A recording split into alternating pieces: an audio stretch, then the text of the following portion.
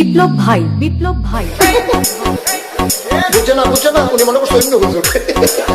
সিফা দিয়ে বইয়া থাকে ও বর থেকে হুইতালা নেই চিন্তা করে না বইয়া থাকে পরে কইতাস আরো কইতে আরো কিছু কথা লইয়া যান যাইবে না দুইটা কথা লইয়া মুরব্বী